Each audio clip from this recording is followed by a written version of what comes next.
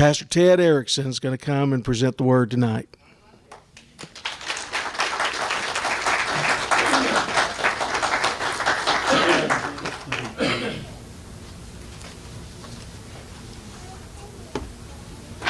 For a second there, I thought Dan was going to preach my sermon. I've got a lot of things in here that I'd like to say, but after all this wonderful music, I don't know if any of this fits with what you were singing. Is there anybody here who's hurting? Thanks a lot. Is that better? Am I on camera?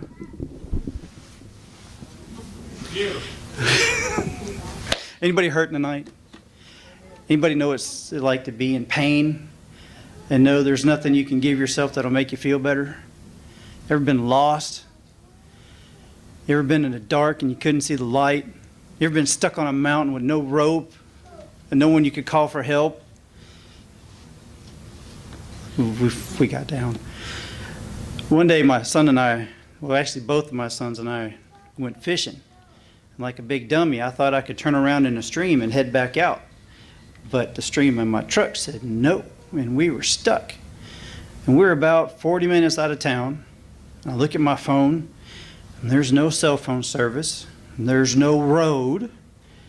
And my son and I are sitting at the side while my little son's looking for bugs and stuff. And my son asked me, he goes, "Dad, what are we going to do?" I was like, "I don't know. But we're going to pray about it." And we sat at the side of the road and we prayed. Lo and behold, little guy in an old truck says, "You guys okay?" It's like, "No, our truck's stuck in the water." He goes, "Well, that was stupid." We got out of that. But I always wonder about God's providence. He always prepares a way for us long before we think we're going to need it.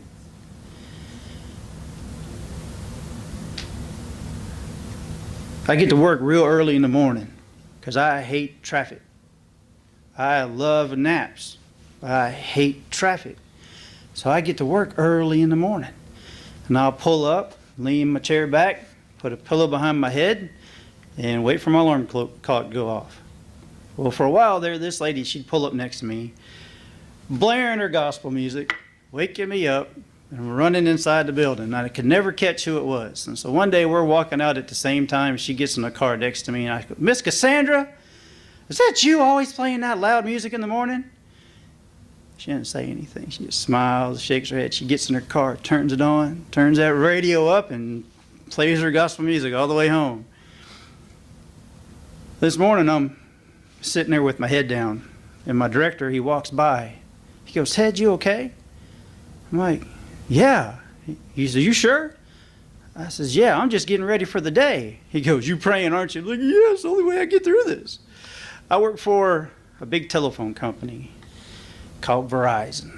And right now I do customer service. And on Sunday mornings, sometimes I share little stories of conversations that I have on the phone. These I couldn't wait for. I'll write them down. And sometimes I'll tell people I'm putting you on my prayer list. I work with those customers who are high value, high risk, very grumpy, not very happy people, because I have a way of showing them the value of what they have or helping them get what they need, whether it's with us or with somebody else. I'm going to make sure you're happy. I had a Mr. Warren call me today. He goes, "I need to disconnect the phone number." I was like, "Well, Mr. Warren, we hate to see you go. Was it something we did?" He goes, "No." I was like, "Would you mind if I ask, who was using that phone?" He goes, "That was my son's." I said, "Well, do you mind if I ask what happened?" He goes, "Yeah, he died." I'm like, "Oh no."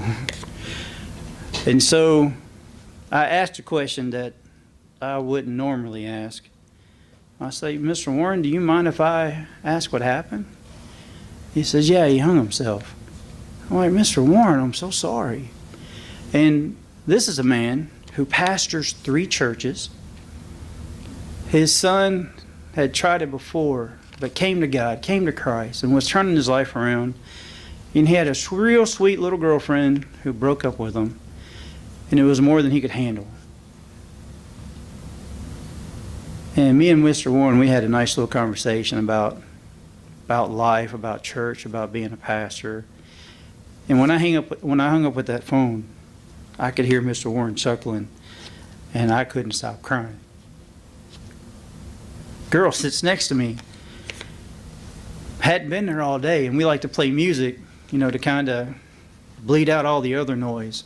And I hear her singing, and she scared me because I didn't think she was here that day. I'm like, Michelle? And she's all decked up. I'm like, where in the world have you been? I didn't know you were here today. She goes, yeah, I had to go to court. And I asked a question I knew I shouldn't have asked. So what was it all about? She goes, well, I had to meet my husband for about my daughter. It was an alimony meeting. I can't remember how old her daughter is, but in all this time, all he's given her is $20. And he was mad that the judge gave him an estimate of $800 a month that he was going to pay in alimony. And she kept going on with the story. And she said, I cannot believe that he actually told the judge that he's afraid to pick up our daughter because she has to have an oxygen tank. I'm like, Michelle, I mean, I know you've been struggling and not being at work and there's attendance issues. I knew you had something going on with your daughter, but she has an oxygen tank everywhere she goes? She goes, yeah. I can't believe he had the nerve to tell the judge that that's why he won't come pick up our daughter. I'm like, Michelle, all this time we've been sitting next to each other and you've been going through this? I'm so sorry. She goes, yeah. But, it's just not something I talk about. I was on a call, so all day I've been having these terrible calls, and I know the devil's just working at me. I'm like, get out of here. My last call, a guy wanted to just talk for 20 minutes and wouldn't even give me a chance to help him. It took me 2 minutes to say what he needed to hear, but it was a 30-minute phone call, and it was my last call of the day, and I put my headset down, turned my computer off, and I ran. But one of the calls throughout the day, I don't know why she said it, but when we got off the phone call, she says, I'm going to see you in heaven. Well, you sure are. Every day we have a chance to touch somebody's life, to be that light. When somebody's hiding in the dark and they don't know where to go, we've got that opportunity. I know I keep talking about work, but in between calls, I love to do those little word searches. You get this long list of words and you look at the mess and try to find them. And I like those really hard ones that when you get done with the word search, it has a phrase or something that you can read. And just this week, there's 2 of these word searches had 2 phrases that really got to me. First one was a saying from an actor I grew up watching with my grandfather, a man who scared me half to death. But in my high school years, we spent some time and we'd watch old cowboy movies. John Wayne has a quote, says, tomorrow hopes we have learned something from yesterday. Tomorrow, which isn't here, really does hope that we've learned something from what we did yesterday. And I finished in another one, and it's an old Greek proverb. And I know we either sang a song or said something that sounded just like this. Society grows great when old men plant trees whose shade they will never sit in. I had to read that one about 10 times before it finally sunk in. So I'm going to read it I'm not going to read it that many times. I'm going to read it again. A society grows great when old men plant trees whose shade they will never sit in. I praise God that we have old men here that still do that. Because if it wasn't for the people in my life, I wouldn't be standing here today. I would not even have the desire to do it. I am not a public speaker. You may not believe that. Part of a revival, and I know Sunday we're going to do this, is we're going to have some of our church members come up, give their testimony about, where the church started, how it got to be the church it is today. And I could tell you testimonies of the relationships I have with the people in this church, because some of you people I have known a very long time. But I am going to share some stories that helped me to become the person I am today. Starts with this little old lady sitting right there on the back pew who always tells my relatives, you don't want to come to our church because he tells stories about us. She's the oldest of 14 kids, 7 boys, 7 girls. And a lot of my aunts and uncles aren't that much older than me. But it was because of my family. When I was little, my mom, she'd drag us to church every Sunday, every Wednesday, different events. And it was really easy because church was right across the street. I had a couple of aunts drag me to a vacation Bible school. I must have been kindergarten, first grade. One grade. It was a long time ago. They dragged me to a vacation Bible school where I met Jesus. And he's been a friend of mine since I was real little. I've had the privilege of not having to learn some lessons the hard way, but having the wisdom and understanding to know to not belittle when people do.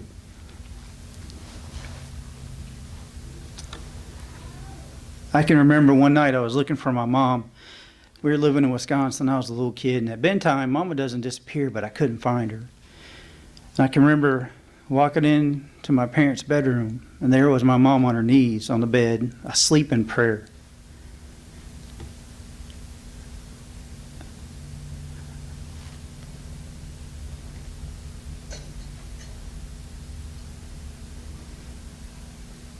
There's things that we have to teach our young people that are important. And if we don't teach them these lessons, how are they going to learn them? Are they going to learn them from their phone? Are they going to learn them from the TV, from their friends, whose friends may not be learning the right lessons from the right people either? Sometimes I feel I haven't done enough. And a lot of you know my boys, and sometimes I still feel I haven't done enough. I just hope that one day when it's all said and done, they make it back to God.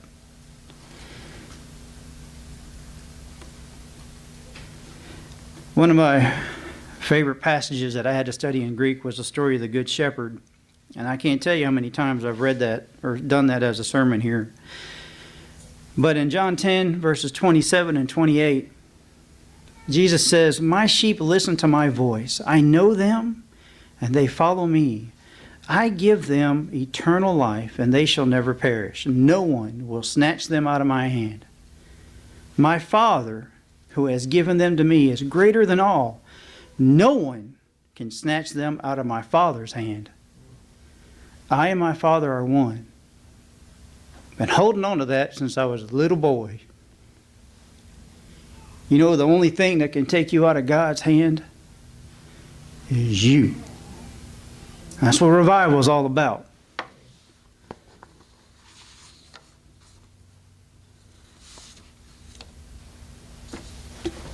Like I said, I don't know what I'm going to say anymore. Revival, it's not just a hope to revive what was lost. As a Christian, I hope you haven't lost that love that you had when you became a Christian. It's not about rekindling a fire, because we do hope you rekindle the fire. I hope you never lost it. It's all about our relationship with God. When we're calling in our heart for revival, it's because we feel we've lost something. For me, revival is about getting fired up to keep reminding me of what I'm supposed to do for other people. When you light a fire on somebody and you keep it to yourself, guess what happens to that fire? It's going to go out because it's got nothing else to burn. Once you're all burned up, the fire's done. God's going to move to somebody else. But He's got to use somebody else to light that fire too. When I was in high school, my family lived through some tragedy.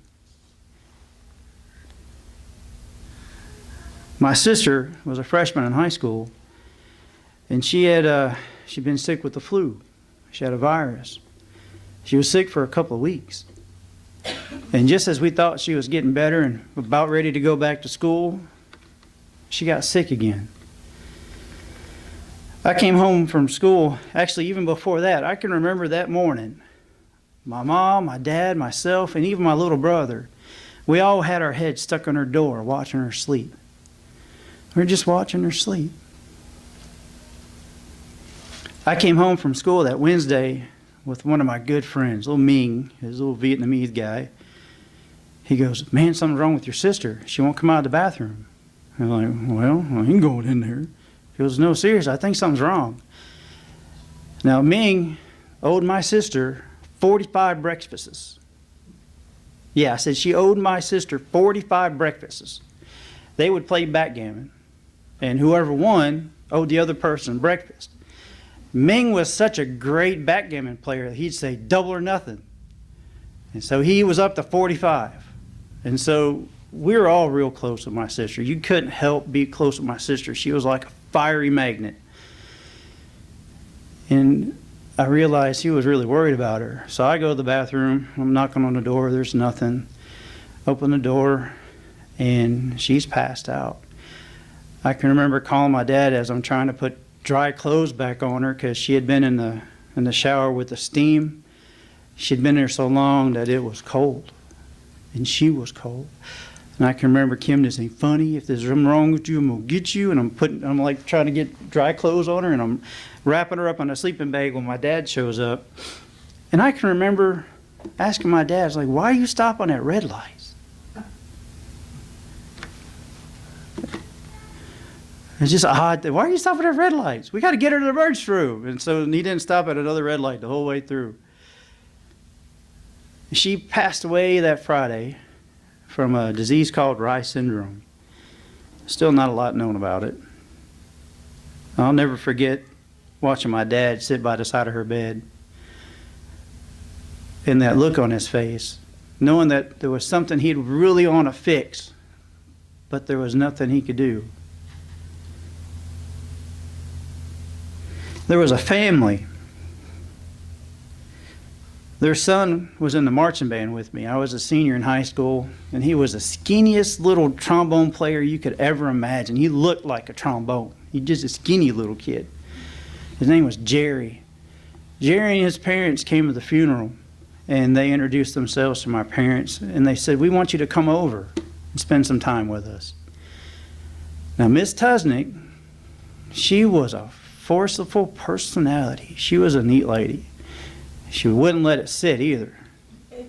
If she said she wanted you to come over to the house, she wasn't going to leave you alone until you came over to the house. Our families got to be really close. And I want to tell you something. When somebody's lost somebody, and I learned this lesson the hard way because I said it too, you don't know how they feel. You don't. You may have been through a similar experience. You may have hurt, but you never truly understand what somebody feels when they lose a loved one. You don't. Everybody suffers differently. They got us out of the house. They got us moving again. They got us talking. They got us breathing.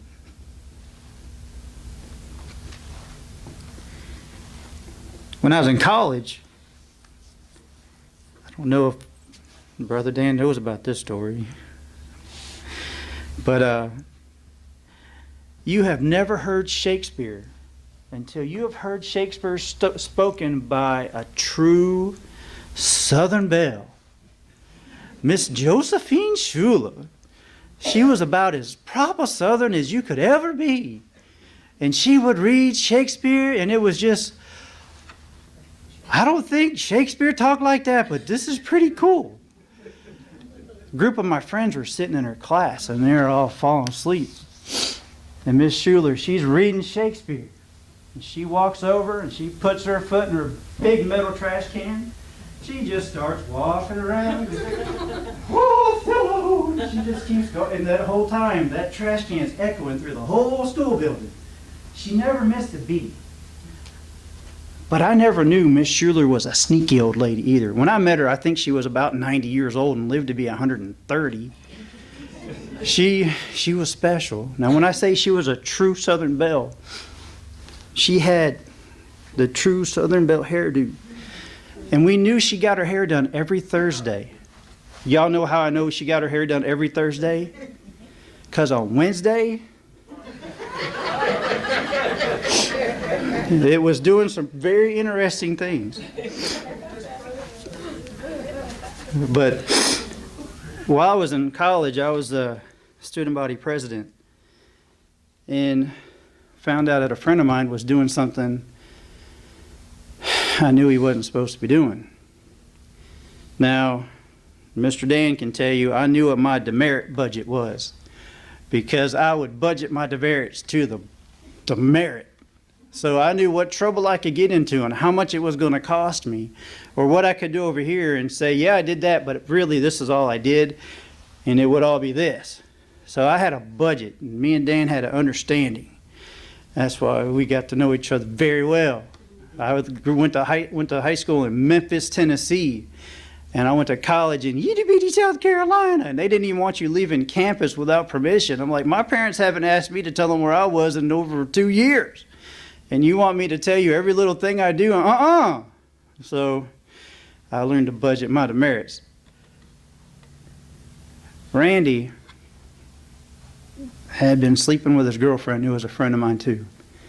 Now, there are certain things that if you got caught doing, there was no budget of demerits for it. There just wasn't. And in a college where you can't turn around and see a fly and have the other campus not see you've seen it too, I knew sooner or later it wasn't going to be, there's no secrets in a campus that small. There isn't any. I knew if I had found out about it, it wasn't long before the wrong people were going to find out about it. This hurt me so bad, I didn't tell anybody else. It was just me and one other little girl that knew what was going on. And the only reason she told me is she didn't know what to do. I couldn't sleep. I couldn't eat. Miss Schuler, Mr. Erickson, I need you to come into my office. So after class, I went and saw Miss Josephine. And I'm sitting there, and she goes, Mr. Erickson, close the door. Okay.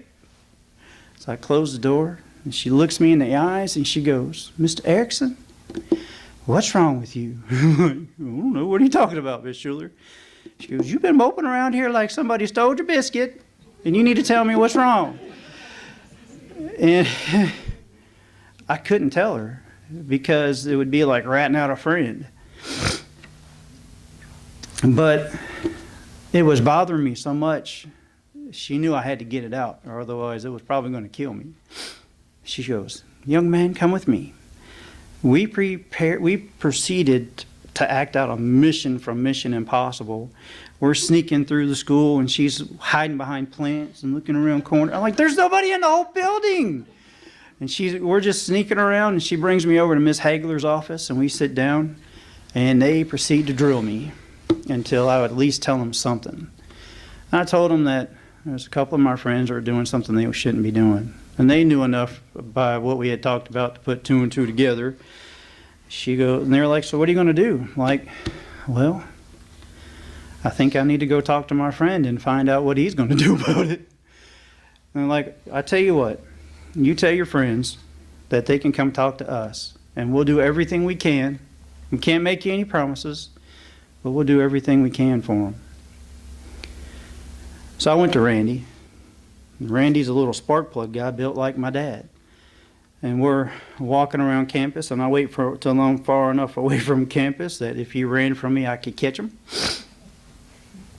And I was like, Randy, the reason I got you out here is I know what you're doing. I know what you're doing with your girlfriend.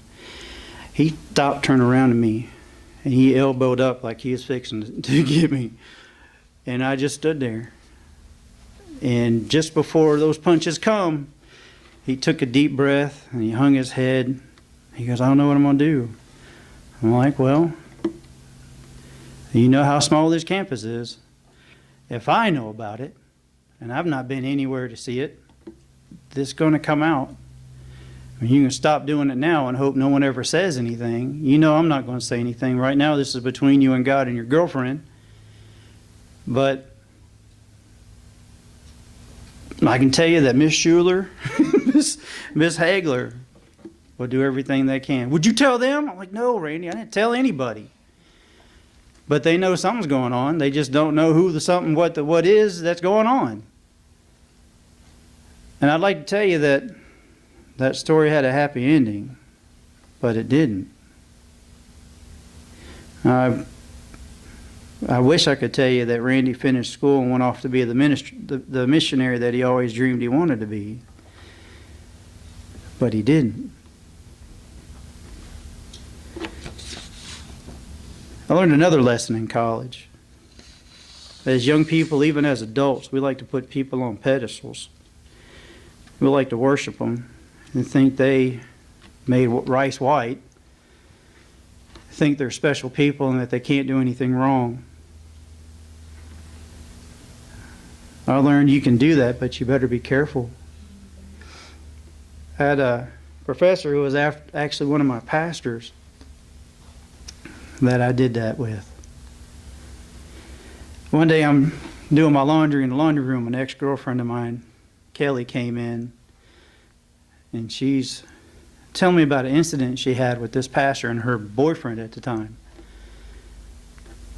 The next thing I know, I'm in a bear hug, and I can't remember the last few sentences she said. And I'm shaking. I don't know what's happening, but all I can say is, Kelly, you need to let go of me. She says, no. I was like, why are you holding on to me? And I'm shaking. She goes, your eyes changed colors and the look on your face scared me, and I ain't letting you go. And then I broke down. I'm like, what's going on? I don't know what. I didn't know that I could have an anger like that. I was so mad. I was hurt that a man that I respected that much could say such hateful things. I waited about 15 minutes, finished my laundry, and I went up to the dorm and I gave that guy a call. I says, hey, I need to come out and talk to you. I drove out and we met in his parsonage, and I asked him flat out, Kelly came to me and told me what you and so-and-so were saying. And I have to tell you, that really hurts. And he gave me a heartfelt apology. But at that point, it didn't matter how much I believed his apology. I couldn't put him back on that pedestal anymore. When Bill moved to Nashville to start this church, it was probably about 4 or 5 years before I could look him in the face again and actually call him a friend. And it was when he moved here that we rekindled our friendship. And he would always ask me, he says, Ted, you need to come to my church. I got some young people that could use you. They need your help. But I wouldn't leave First Church. I'd sit on that pew and do nothing for years. And when Bill passed away, I had such a feeling of guilt. It was like I could never finish what we started in college. That's the man that taught me what it was to be a pastor. Not just about how to give a sermon, but how to be a man and actually stand in front of a group of people with integrity and be able to speak God's word, not because it's something that you prepared, but because it was something he needed said.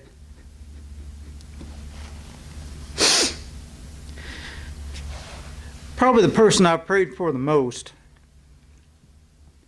and who has actually taught me the most in my life is my dad.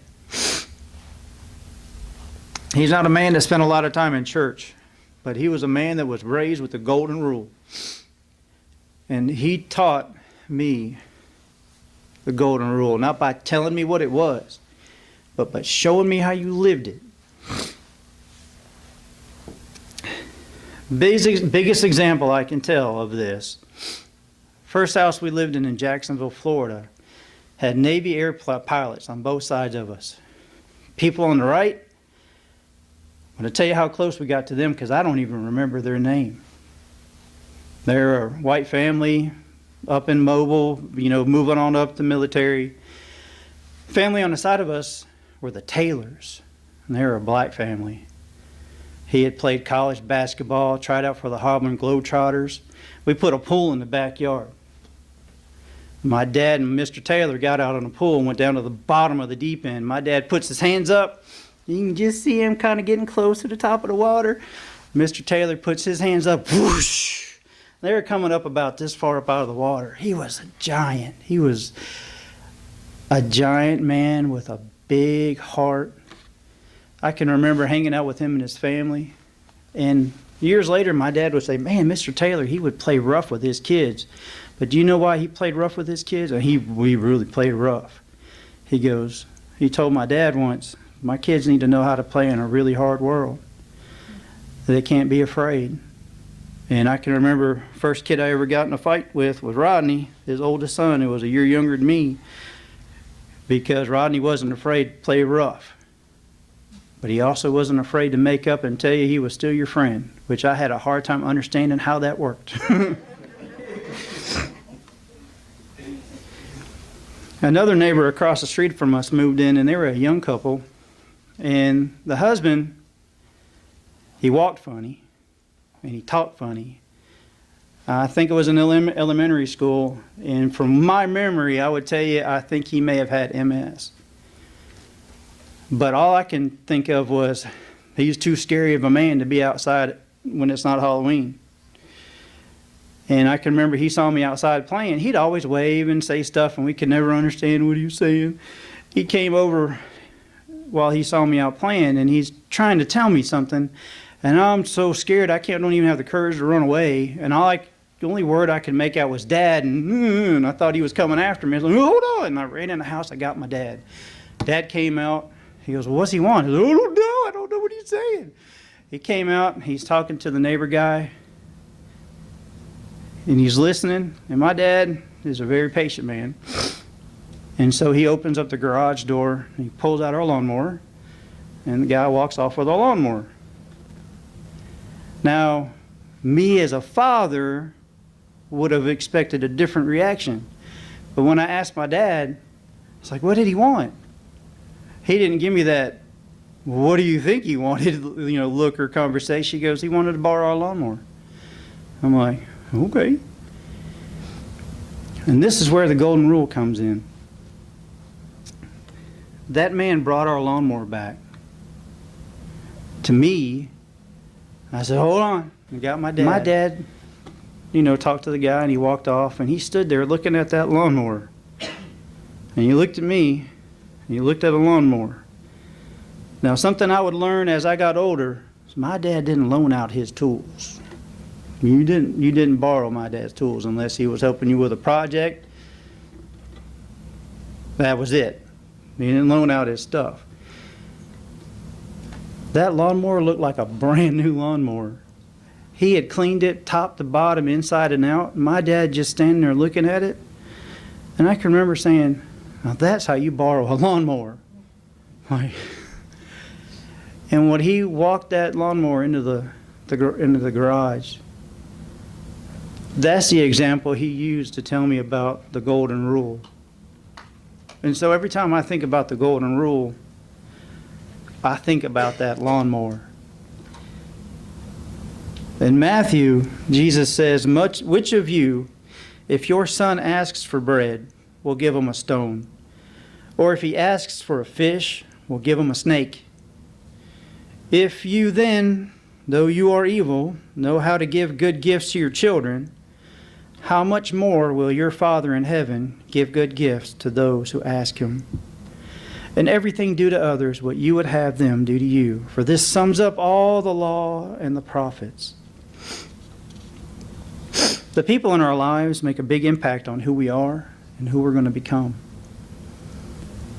My mom taught me knowing your faith, or knowing about your faith, taught me about following God. I also learned the cost of following God through my mom. The Tusnicks taught me about helping others and how to really help somebody with grief. Because it's funny, the lessons you learn from other people really don't make sense until years later when you can look back and go, well, that's how they were doing. Miss Schuler taught me that sometimes doing what's right is worth doing even if it hurts. Brother Bill, he taught me that even leaders are going to make mistakes. And my dad pretty much summed it all up.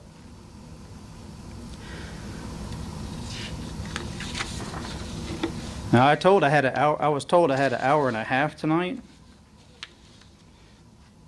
I want to skip some stuff.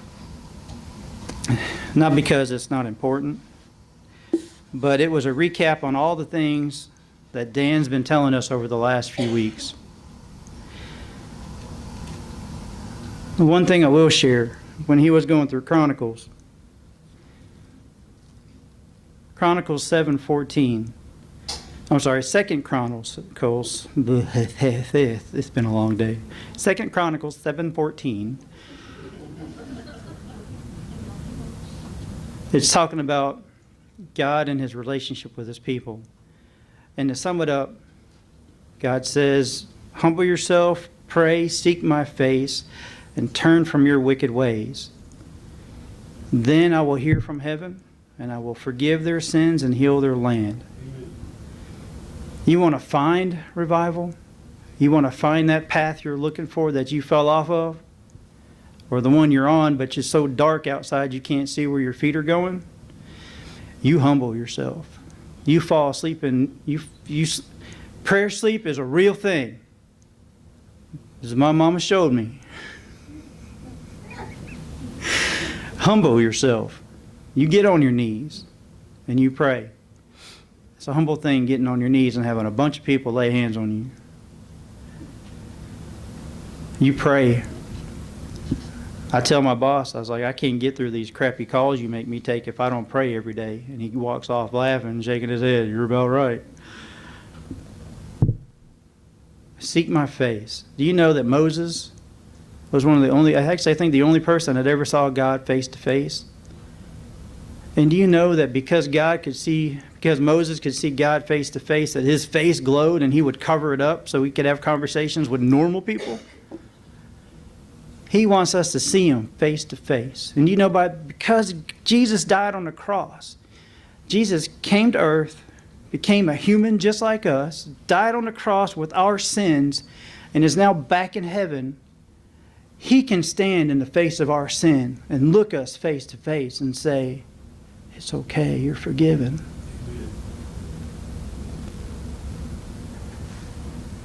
If you can't hear God calling your name, you need to turn on speakers. It also says, turn from your wicked ways. We all do things that we know we shouldn't do.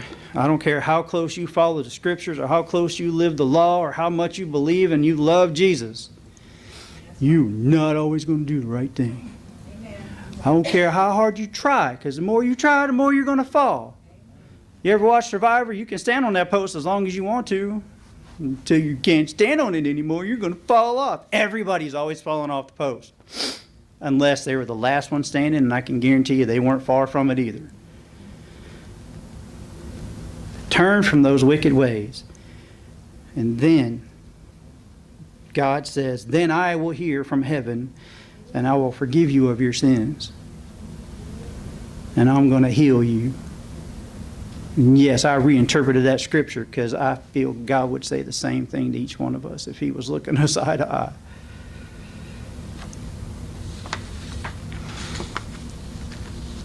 Moses taught us that we can't live by God's law. Did you know that? 10 Commandments tells us all the things we're not supposed to do. Not one of us can do it. That was a lesson we learned in the Old Testament. Do you know why the last part of the Bible is called the New Testament? It's because we don't live in the Old Testament anymore. We don't live by a set of laws that we can never live up to. We don't believe in a God we can't look eye to eye to anymore. We believe in a New Testament and a Jesus we can look face to face with and have a conversation and say our heartfelt prayers to and know he's listening, even though he's not standing in front of us. Because as this last customer I talked to today said, I see you in heaven. I'm going to see you there too. Where did that come from? We're going to see God face to face one day. One of the last things I want to share with you It's not my sermon, but it's part of one of the most famous sermons ever told.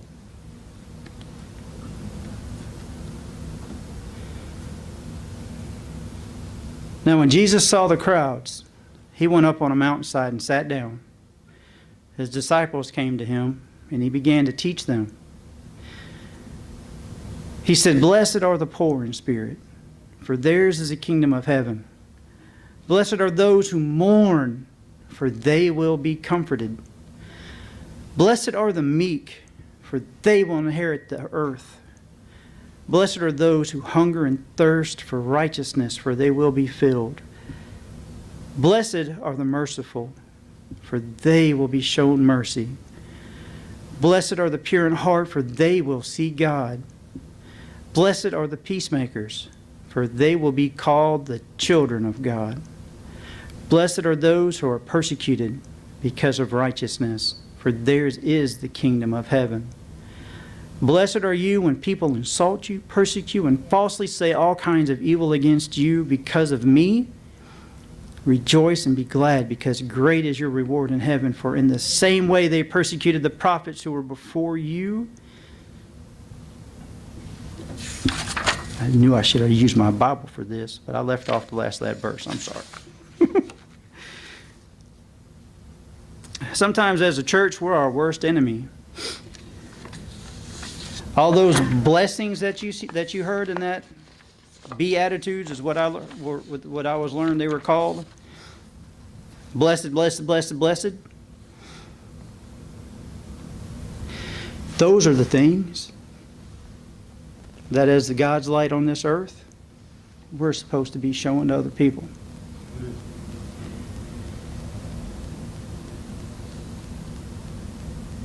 Churches can be dark places too. Last year I spent some time in Detroit. Anybody been in Detroit before? We rode from the airport out to our hotel. It was about a 30-minute drive. And I can remember driving by neighborhoods of boarded up houses, gutted houses, smoked up houses, and not believing what I'm seeing. I mean, you hear the stories about how things are in Detroit, but there's some things you can only really comprehend if you see it with your own eyes. And I can remember in between meetings, I was sitting in my hotel room, and yes, I was watching the news. I know I don't do that at home, but I was bored. And I'm watching the news, and I'm hearing a story about a lady who was walking to the store and was walking by a church and got hit by a brick. Not only are the neighborhoods suffering, but the churches are suffering. The churches are suffering so bad that they're falling apart. Places that should be helping hurting people are hurting people who need help.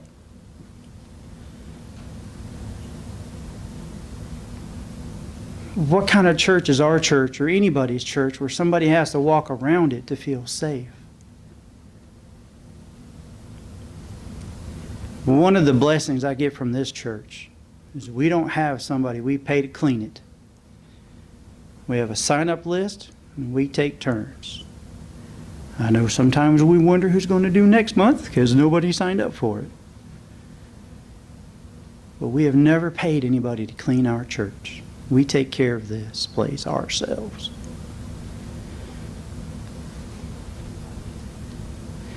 I have a dream.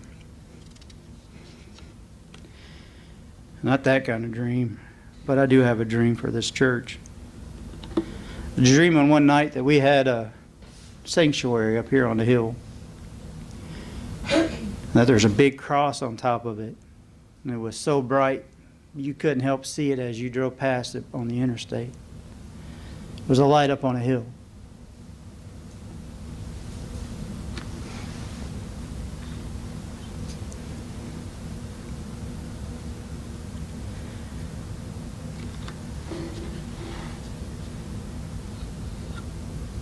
Another part of this Sermon on the Hill.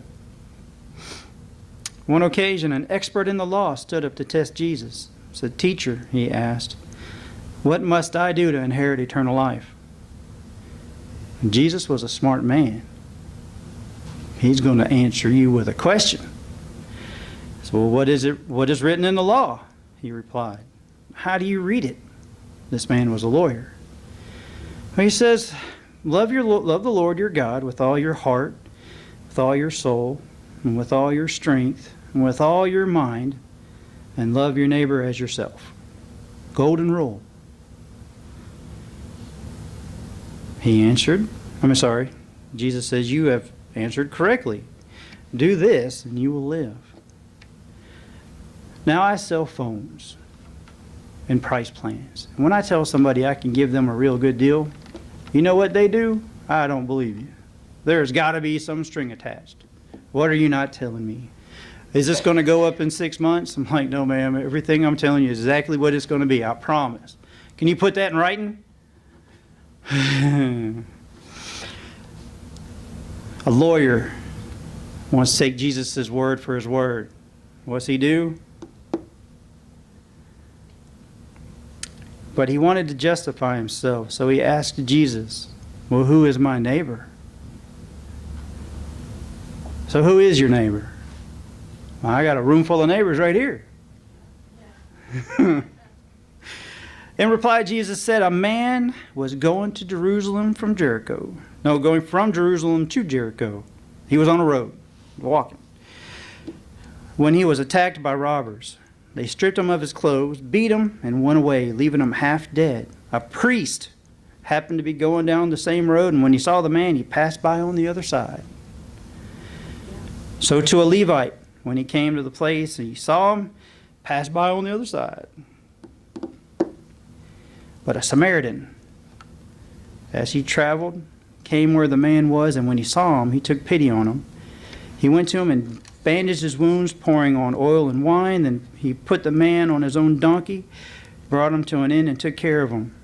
The next day he took out 2 denarii, which was a lot of money, and gave them to the innkeeper. He said, look after him, and when I return, I will reimburse you for any extra expense you may have. Which of these 3 do you think was a neighbor to the man who fell into the hands of the robbers? Well, the expert in the law replied, the one who had mercy on him. And Jesus said, go and do likewise. Let me say this a different way. Yo, Jesus! How do I get eternal life?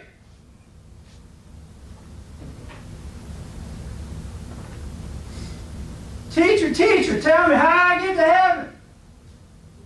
Well, young man, what do you know about the Bible? What's the Bible say that's going to get you to heaven?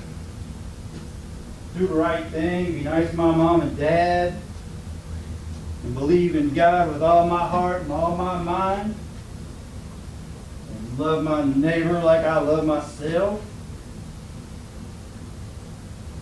And Jesus says, you're a smart young man. Go do that. Being a young, smart addict. Well, who's my neighbor, Jesus? Jesus says, guy was going from Knoxville down to Memphis, happened to stop in Nashville to get some gas. While he's getting gas, somebody punched him in the nose and took his car, left him sitting there all by himself. Kicked him, broke his ribs, and left him without anything. There was a good old Catholic priest getting gas for his Lincoln, got in his car, drove off. There's another old Methodist minister, whole time never turned around, plugged it up, got in his car, and he drove off too. But there was this little old man in a beat-up old pickup truck, pulled up, saw this guy lying in the middle of the gas station, said, young man, you need some help? And he helped that man.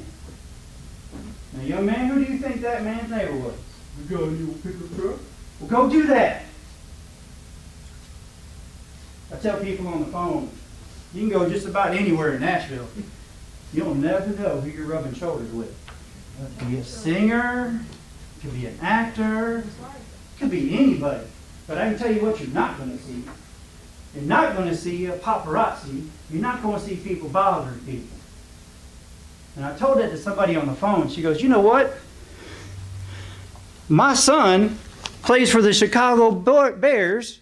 He has a house in Nashville just because of that. He goes, nobody cares how famous I am in Nashville. I can be whoever I want and everybody leaves me alone. We live in such a special place that we have such a wonderful opportunity to help anybody. But we leave it alone. We don't do it.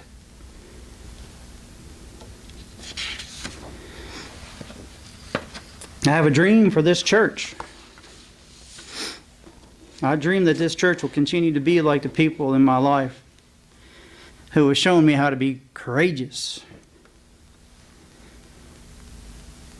how to hang on to the strength, to be the person that God needs to be to do His work.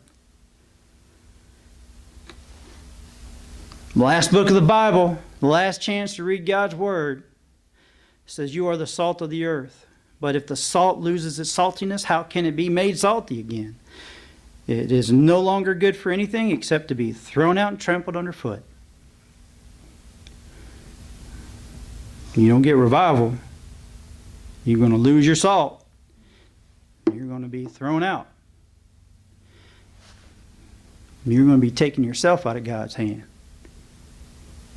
And good luck with that. You are the light of the world. A town built on a hill cannot be hidden. And neither do people light a lamp and put it under a bowl. Instead, they put it on a stand, and it gives light to everyone in the house. In the same way, let your light shine before others, that they may see your good deeds and glorify your Father in heaven. This church, if you haven't noticed, is built on a hill. And you've got to drive up both sides of that hill to get here. We are a church on a hill. And we are a church that has a light. And is that light even shining? I see it. But is anybody else seeing it? Because if you're keeping it to yourself, it's just going to burn up and float away.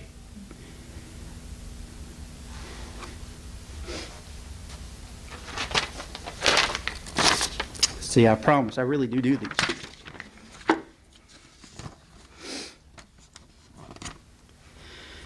A society grows great when old men plant trees whose shade they know they will never sit in. I can't tell you how many times I've been listening to Dan talking about his end of days. He's been planting trees that he knows one day he'll never see the fruit of.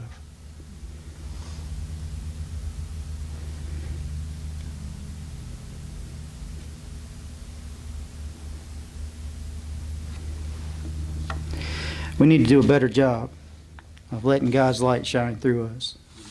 We are today the people we are because there were others who allowed God's light to shine through them so we might find God. It's by seeing the light of God shining through His people that we truly discover who God is. We have His Word. We have His commandments. We can know who God is. But whoever puts it into practice. Because we have to. Because if we don't put it into practice, who's going to follow us when we're gone? If we're not shining God's light where others can see it, what are we going to leave them with?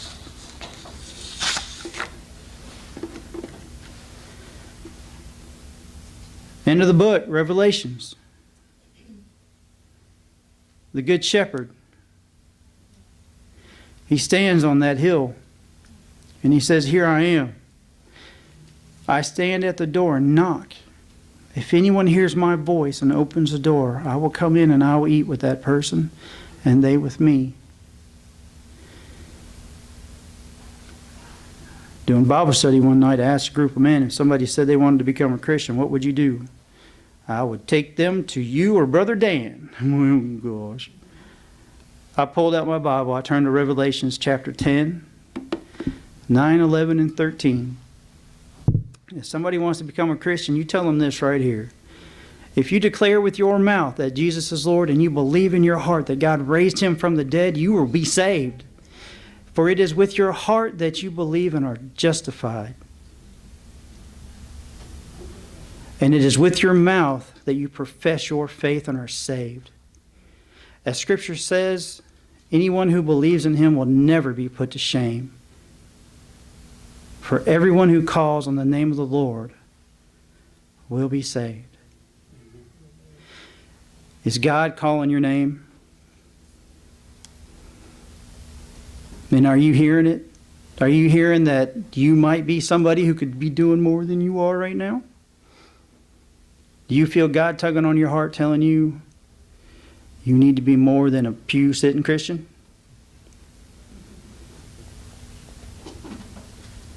And if you hear it, are you feeding the sheep? Brother Dan?